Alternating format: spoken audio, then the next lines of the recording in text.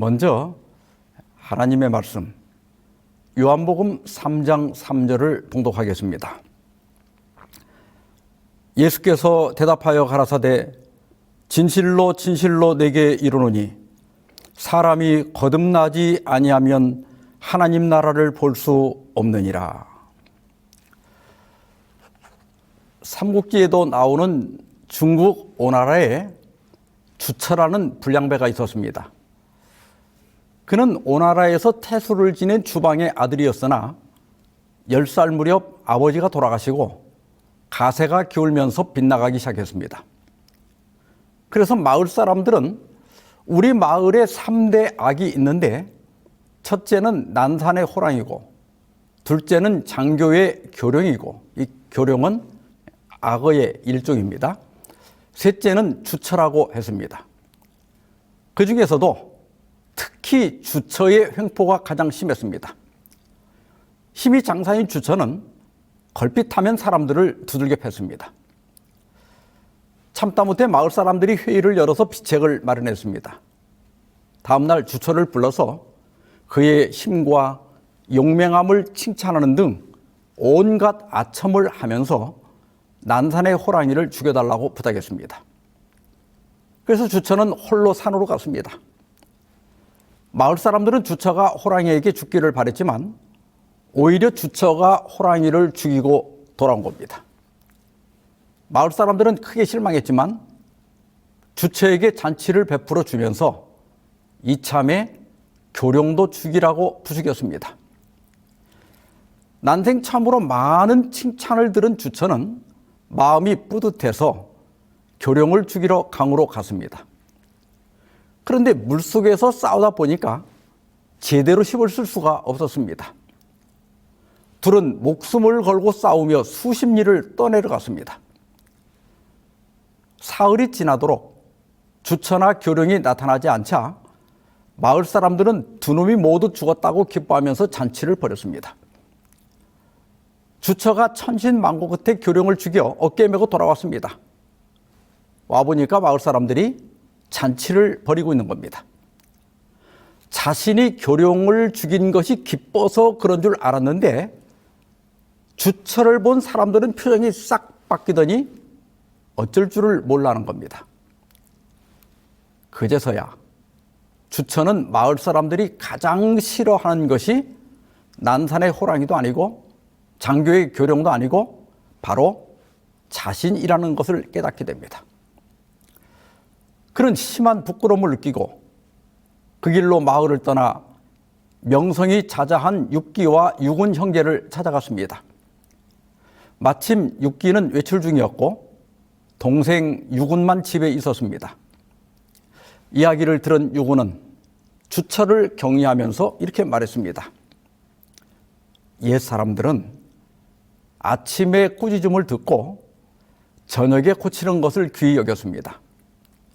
당신 또한 그러하여 항상 뜻을 세우지 못함을 걱정할 것이지 어찌 이름을 날리지 못함을 걱정합니까? 이 격려에 힘입어서 10여 년 동안 두 형제와 열심히 학문과 덕을 익혀 마침내 오나라 관료가 되었고 오나라가 멸망한 후에는 진나라로 가서 관료가 되었다가 서북으로 파견되어서 적강의 난에 맞서 싸우다가 전사하였다고 합니다. 이 이야기는 조문석계, 아침에 잘못한 일을 들으면 저녁에 고친다, 이런 한자 성어로도 유명하지만 개과천선의 예화로도 많이 사용되고 있습니다. 예수님은 밤중에 찾아온 니고데모에게 개과천선을 요구하셨습니다. 진실로 진실로 내게 이르노니 사람이 거듭나지 아니하면 하나님 나라를 볼 수 없느니라. 그리스도인이 된다는 것은 좀 더 착해지는 것이 아닙니다. 좀 더 변화되는 것도 아닙니다. 옛사람이 죽고 완전히 새로운 사람으로 다시 태어나는 겁니다. 거듭남. 우리가 잘 알고 있지만 내가 과연 정말 거듭났는지 확신하는 것은 쉽지 않습니다. 거듭남에 대해 주요 신학자들과 교파들에서는 다음과 같이 설명하고 있습니다. 첫째, 존 웨슬리는 성령의 내적 증거를 통해 거듭났다는 것을 개인적으로 확신할 수 있다고 했습니다. 그리고 감리교 전통에서는 회심 체험 이후에 찾아오는 내적 평안, 죄사함의 확신, 그리고 삶의 변화, 즉 성화가 거듭남의 증거라고 설명하고 있습니다. 둘째로 장로교회나 개혁주의 신학에서는 심자의 삶 속에 맺히는 성령의 열매로 알 수 있다고 봅니다. 그리고 인격적, 도덕적 변화, 죄의 민감도 증가, 말씀과 기도 생활에 대한 갈망, 교회를 사랑하고 섬기려는 태도 등이 거듭난 증거라고 믿습니다. 셋째로 조나단 에드워드는 진정으로 거듭난 사람은 사랑, 겸손, 거룩함 등의 내적, 외적 증거가 나타난다고 하였습니다. 그리고 복음주의 침례교 등에서는 회심 간증, 변화된 삶, 예배와 말씀을 사모하는 태도, 삶의 실천 등으로 구원받은 사실을 확인할 수 있다고 말합니다. 넷째로 오순절파나 일부 은사주의 교회들은 성령 세례와 거듭남을 구분하기도 하지만 전통적으로 방언, 예언 등의 성령 체험을 거듭남의 증거라고 믿고 있습니다. 대부분이 동의할 수 있는 견해입니다마는 현대 일부 교회에서 행해지는 뜻을 알 수 없는 방언과 예언 등을 성령 체험으로 보기에는 의문이 있습니다. 예수님은 거듭남의 경험을 이렇게 설명하셨습니다. 바람이 임으로 불매 내가 그 소리는 들어도 어디서 와서 어디로 가는지 알지 못하나니 성령으로 난 사람도 다 그러하니라. 우리가 바람을 만지거나 볼 수는 없지만 느낄 수는 있습니다. 우리 볼에 와닿는 느낌이나 또 나뭇가지가 흔들리는 것을 보면 바람이 분다는 것을 알 수 있죠. 내가 중생했다는 가장 확실한 증거는 우리의 마음과 행동에 나타나는 결정적인 변화입니다. 시대소망 172, 173페이지입니다. 바람 그 자체는 눈에 보이지 않지만 보고 느낄 수 있는 결과를 드러낸다. 그와 같이 영혼에게 역사하시는 성령의 활동도 그 구원하는 능력을 체험한 사람의 모든 행위 가운데서 나타나 보일 것이다. 하나님의 성령이 사람의 마음을 사로잡을 때 생애가 변화된다. 죄악적인 생각은 사라지고 악한 행위와는 인연을 끊게 된다. 사랑과 겸손과 화평이 분노와 시기와 분쟁을 대신한다. 기쁨이 슬픔을 대신하고 용모는 하늘의 빛을 반사한다. 이번 일기 동안 거듭난 사람의 특징들을 살펴보고자 합니다. 어떤 사람은 거듭난 사람의 특징을 항상 진실을 말한다, 좋은 경청자이다, 화를 거의 내지 않는다 등 33가지나 들고 있습니다. 이보다 더 많을 수도 있습니다. 그러나 성경에서 거듭남에 대해 직접 언급한 구절을 찾아 정리하면 다음과 같습니다. 첫째는 말씀으로 거듭난다. 둘째는 예수님을 그리스도로 믿는다. 셋째는 서로 사랑한다. 넷째는 새 마음을 갖는다. 다섯째는 죄를 짓지 않는다. 이 5 성경절들을 중심으로 5번에 걸쳐 말씀을 드리고자 합니다. 오늘은 첫 번째 시간으로 하나님의 말씀으로 거듭남, 이런 제목으로 말씀을 드리고자 합니다. 먼저 베드로전서 1장 23절로 25절의 말씀입니다. 너희가 거듭난 것은 썩어질 씨로 된 것이 아니요 썩지 아니할 씨로 된 것이니 살아있고 항상 있는 하나님의 말씀으로 되었느니라. 그러므로 모든 육체는 풀과 같고 그 모든 영광은 풀의 꽃과 같으니 풀은 마르고 꽃은 떨어지되 오직 주의 말씀은 세세토록 있도다 하였으니 너희에게 전한 복음이 곧 이 말씀이니라. 유대교의 경전 중에 가장 핵심은 24권으로 된 히브리어 성경 타나크인데 기독교의 구약 성경에 해당합니다. 그리고 구전되어 온 유대인들의 법과 전통을 집대성한 것이 미시나고 이 미시나의 주석서를 게마라라고 하는데요. 이 둘을 합쳐서 탈무드라고 합니다. 타나크가 유대인들의 구약 성경이라면 미시나는 유대인들의 신약 성경이라고 할 수 있습니다. 미시나는 200년경에 유다라는 랍비가 완성했는데요. 그 뜻이 반복 학습으로 배우기라는 뜻입니다. 미시나의 내지킨 편에 선조들의 어록이라고 하는 부분이 있는데요. 전통적으로 내려오는 잠언들을 모아놓은 겁니다. 선조들의 어록 1장 2절에 이런 내용이 있습니다. 의로운 시몬은 대의회에서 마지막까지 생존한 의원 중 한 명이다. 그는 이렇게 말하곤 했다. 세상은 세 가지 위에 서 있다. 토라, 하나님께 대한 예배, 그리고 친절한 행동. 여기 언급된 의로운 시몬은 기원전 3세기에 생존했던 랍비입니다. 그는 유대인 전통에서 가장 존경받는 지도자 120명으로 구성된 대의회 의원이었습니다.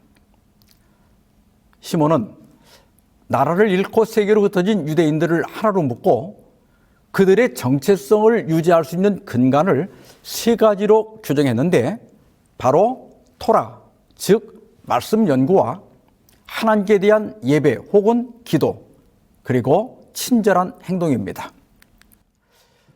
기원 후 70년에 유대 전쟁으로 예루살렘 성전이 파괴된 후에 유대인들은 유대교의 전통을 재확인하는 종교회의를 열었습니다.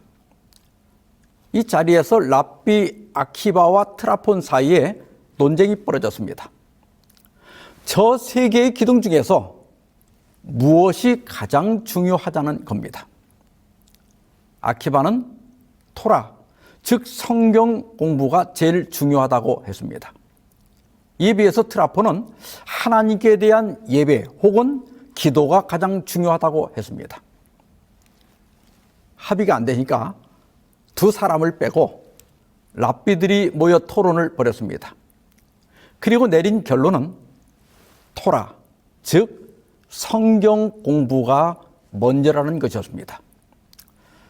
사실 제일 중요한 건 하나님께 대한 예배 혹은 기도인데 그것이 제일 중요하다는 사실을 알아차리게 하는 것이 바로 성경 공부라는 겁니다.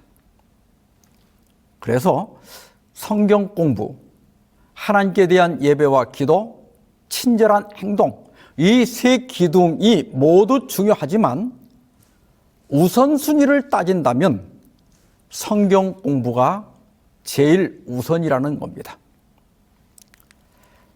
예수님도 마귀의 시험을 받으실 때 신명기 8장 3절을 인용하여 사람이 떡으로만 살 것이 아니요 하나님의 입으로부터 나오는 모든 말씀으로 살 것이라고 하셨습니다. 예수님은 떡이 필요 없다고 하신 것이 아니라 떡으로만 살 것이 아니라고 하셨습니다.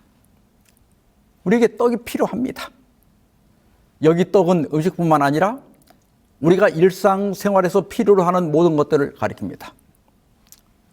그런데 동물이라면 떡으로만 살 수 있습니다. 그러나 사람은 떡으로만 살 수 없습니다. 우리는 영적인 존재입니다. 따라서 영적 만족이 없이는 진정한 만족을 얻을 수 없습니다.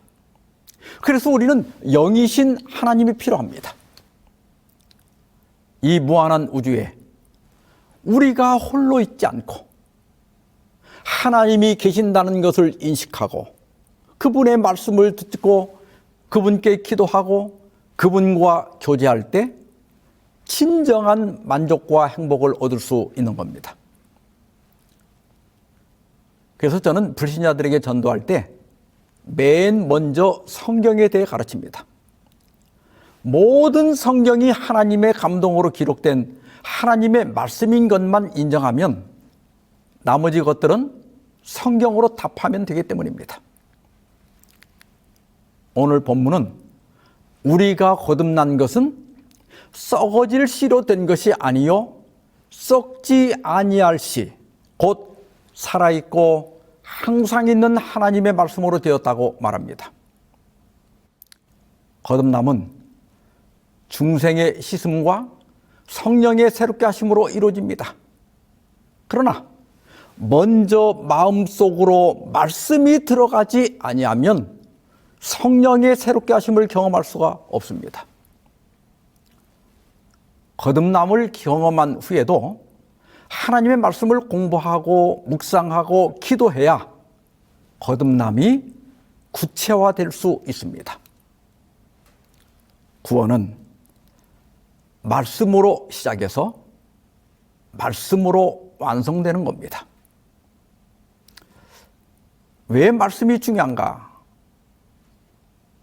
여러분, 우리 인간의 본성은 선할까요? 악할까요? 인간의 본성에 대해서 맹자와 루소는 성선설을 주장했고 순자와 홉스는 성악설을 주장했습니다. 성선설은 인간의 본성은 선천적으로 선하며 나쁜 행위는 무력에서 생겨난 후천적인 것이라고 가르칩니다. 성악설은 인간의 본성은 악하며 선한 행위는 교육이나 학문, 수양 등 후천적인 훈련과 노력에 의해 하게 되는 것이라고 가르칩니다. 이 두 주장 가운데 어떤 것이 옳을까요? 우리 경험으로 볼 때 사실 이것도 맞고 저것도 맞습니다. 아기들이 착한 건 사실이지만 그 아기들의 본성에도 욕심과 이기심이 있습니다. 반면에 이기적인 것 같아도 또 동정심도 있어요. 그래서 한대 그 유학자인 양웅은 선선악 혼요설을 주장했습니다. 우리 인간 안에는 선을 실천하고자 하는 가능성과 악에 빠지기 쉬운 경향이 동시에 잠재해 있다는 겁니다. 이에 비해서 존 로크는 백지설을 주장했습니다. 인간은 태어날 때 선도 악도 아니고 중립적 상태로 태어나며 경험과 교육을 통해 성품이 형성된다고 하였습니다. 그러면 성경은 뭐라고 가르칩니까? 예수님의 제자들이 손을 씻는 정결례를 하지 않고 음식을 먹는 것을 보고 바리새인과 서기관들이 물었습니다. 왜 당신들의 제자들은 장로들의 유전을 따르지 않습니까? 그때 예수님은 이렇게 대답하셨습니다. 무엇이든지 밖에서 사람에게로 들어가는 것은 능히 사람을 더럽게 하지 못하되 사람 안에서 나오는 것이 사람을 더럽게 하는 것이니라. 제자들도 그 의미를 이해할 수가 없었습니다. 후에 제자들이 그 말씀의 의미를 설명해 달라고 요청했습니다. 예수님은 밖에서 들어가는 음식은 마음으로 가지 않고 배로 들어가 뒤로 나가지 않느냐. 그러므로 정결례를 하지 않은 손으로 음식을 먹었다고 해서 사람이 더러워지는 것이 아니다. 그리고는 이렇게 말씀하셨습니다. 마가복음 7장 20절 23절입니다. 또 이르시되 사람에게서 나오는 그것이 사람을 더럽게 하느니라. 속에서 곧 사람의 마음에서 나오는 것은 악한 생각, 곧 음란과 도둑질과 살인과 간음과 탐욕과 악독과 속임과 음탕과 질투와 비방과 교만과 우매함이니 이 모든 악한 것이 다 속에서 나와서 사람을 더럽게 하느니라. 온갖 악한 생각들이 밖에서 우리 속으로 들어오는 것이 아니고 우리 속에서 나온다는 겁니다. 음란, 탐욕, 악독, 속임, 질투, 교만 등 이 13가지 악한 것들이 다 속에서 나와서 우리를 더럽게 한다는 겁니다. 우리는 자신이 본성적으로 그렇게 좋은 사람이 아니라는 사실을 인정해야 합니다. 따라서 다윗은 내가 죄악 중에서 출생하였으며 어머니가 죄 중에서 나를 잉태하였나이다라고 고백했고, 바울도 내 속 곧 내 육신에 선한 것이 거하지 아니하는 줄을 아노니 원함은 내게 있으나 선을 행하는 것은 없노라고 자백했습니다. 예수님의 가르침이나 다윗이나 바울의 고백은 성악설을 지지하고 있습니다. 나 자신은 절대 좋은 사람이 아닙니다. 이 사실을 인정하고 받아들여야 합니다. 우리 마음은 악한데 우리는 그것을 고칠 수가 없습니다. 교육과 수양, 의지력과 많은 노력들은 외형적 행동은 어느 정도 고칠 수 있지만 마음을 고칠 수는 없습니다. 그래서 엘렌 화이트는 이렇게 말합니다. 구주께서 말씀하시기를 사람이 거듭나지 아니하면, 즉 사람이 새 마음과 새 욕망과 새 목적과 새 동기를 받아 새로운 생애로 나아가지 아니하면 하나님 나라를 볼 수 없다고 하셨다. 우리의 본성이 타락했기 때문에 전적으로 새 마음과 새 욕망과 새 목적과 새 동기가 우리 안에 들어와야 합니다. 그렇게 하려면 말씀을 읽어야 하고 들어야 하고 연구해야 합니다. 잠시라도 말씀을 소홀히 하면 우리 악한 생각들이 우리를 지배하게 됩니다. 오늘 본문에서 베드로는 썩어질 씨와 썩지 아니할 씨에 대해서 말합니다. 벼나 보리나 옥수 같은 씨들은 썩어질 씨입니다. 베드로는 그런 씨들을 우리 유한한 육체와 영광에 적용합니다.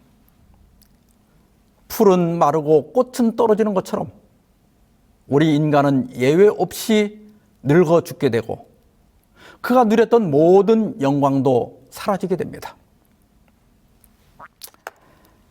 작년에 몇 차례 노인 요양원을 방문해서 거기에 계신 어른들께 말씀을 전할 기회가 있었습니다. 거기는 노인 장기 요양 등급을 받거나 치매나 중풍 등 노인성 질환을 가진 어르신들만 계십니다. 그 쟁쟁했던 분들이 연약한 모습으로 앉아 계신 것을 보니 마음이 짠했습니다. 과거에 어떤 대학을 나오고 어떤 직장에서 어떤 직분을 가지고 얼마를 벌었던 다 소용이 없는 겁니다. 그래도 옛 신앙의 열정은 그대로였습니다. 아멘도 열심히 하시고 설교를 마치고 가려고 하니까 몇 분들이 이렇게 손을 흔들어서 저를 부릅니다. 가면 쌍화탕도 주시고 두유도 주시고 과자도 주십니다. 저는 그곳에 갈 때마다 언젠가 저 자리가 내 자리가 되겠구나, 그런 생각이 듭니다. 풀은 시들고 꽃은 떨어지게 되어 있습니다. 그러나 여기 썩지 아니할 씨가 있습니다. 그것은 살아있고 항상 있는 하나님의 말씀이며 우리에게 전해진 복음입니다. 하나님의 말씀은 하나님 자신이 영원한 것처럼 영원합니다.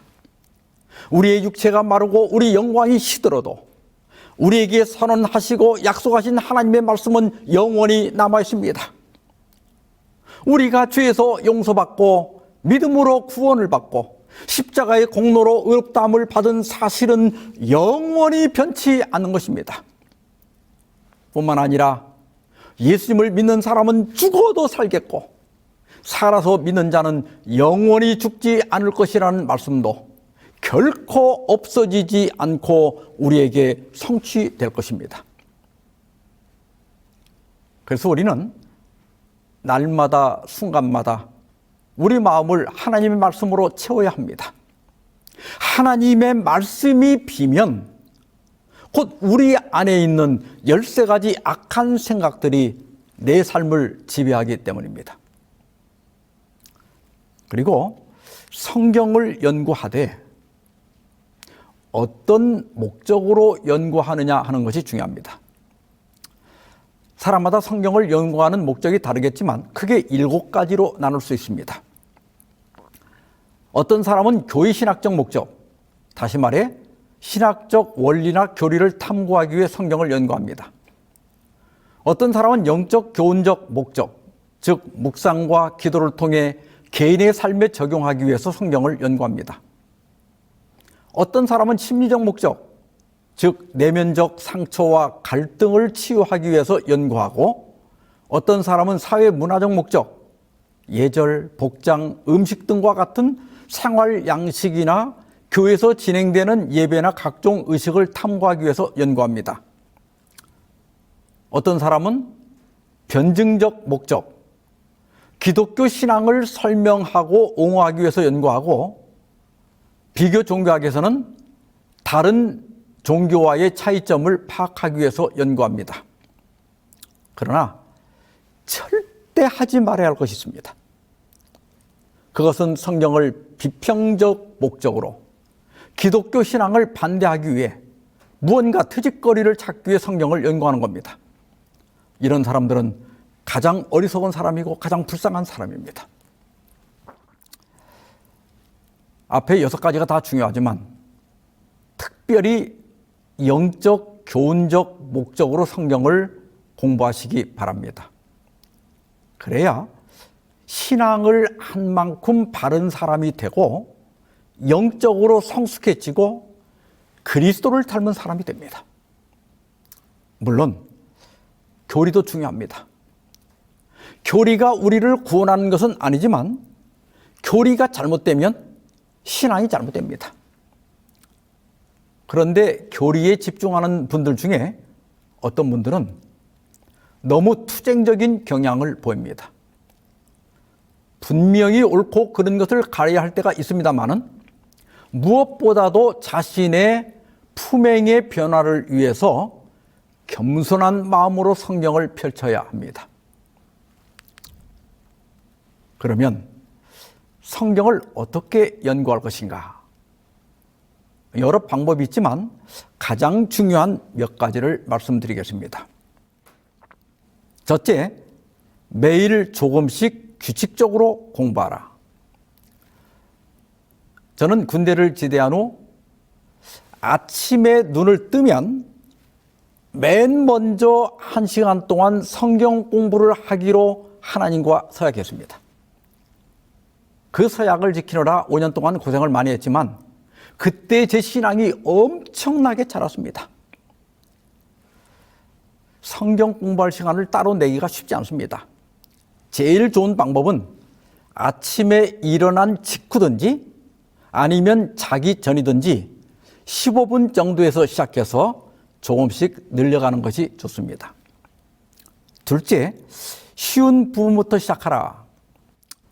예를 들면 사복음서나 사도행전, 구약에서는 창세기, 출애굽기, 그리고 시편, 잠언, 전도서부터 시작하는 것이 좋습니다. 창세기부터 이렇게 차례대로 공부하지 않아도 됩니다. 운동이든 노래든 어느 정도 실력이 붙어야 쉽고 재미가 있어지듯이 성경 공부도 2달 이상 꾸준히 해야 습관이 되고 재미가 생기기 시작합니다. 셋째는 구원의 이야기를 읽어라. 예전에는 살아남는 이들이라고 되어 있었죠. 대쟁투 총서라고 아시죠?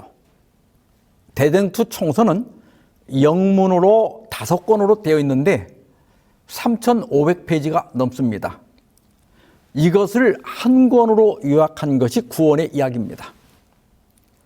저는 제대 직후에 이 책을 읽고 성경의 핵심인 선악간의 대쟁투를 깨달았습니다. 그때 눈이 확 밝아지는 경험을 했고 그 뒤로 성경 공부에 빠져들게 되었습니다. 이 책이 서예에 있는지 모르지만 꼭 구해서 읽어보시기 바랍니다.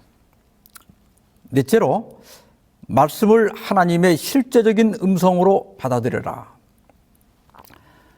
성경을 이해하는 것도 중요하지만 더 중요한 것은 성경을 통해 지금도 말씀하시는 하나님의 음성을 듣는 겁니다.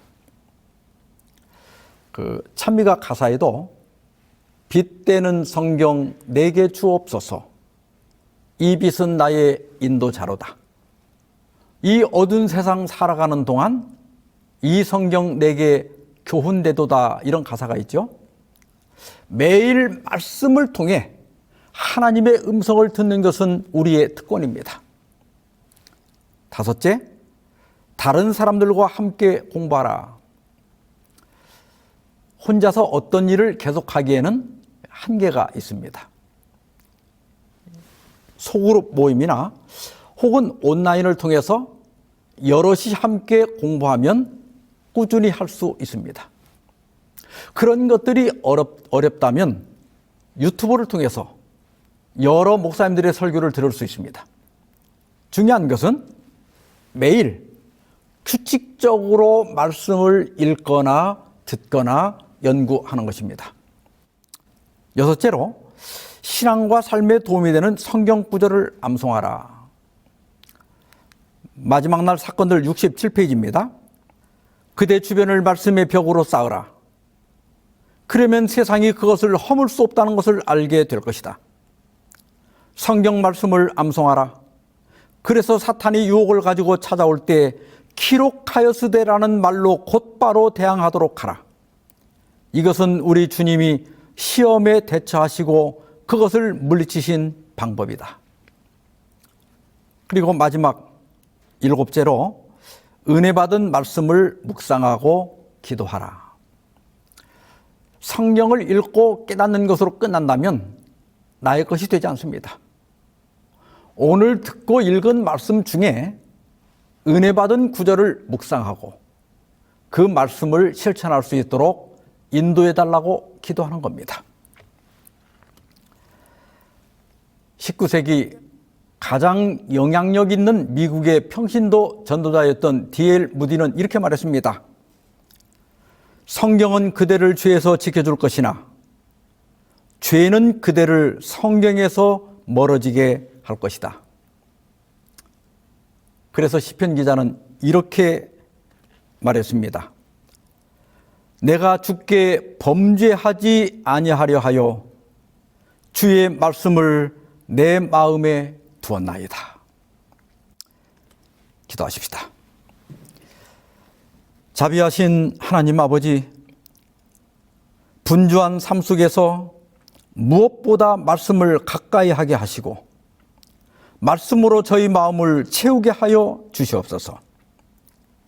말씀을 읽고 공부할 때마다 성령님께서 함께 하셔서 저희들의 생각과 마음을 새롭게 하시고 주님의 뜻을 분별할 수 있도록 도와주시옵소서.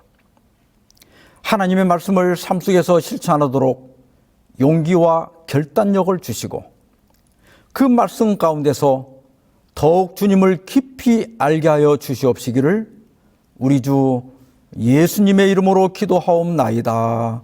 아멘.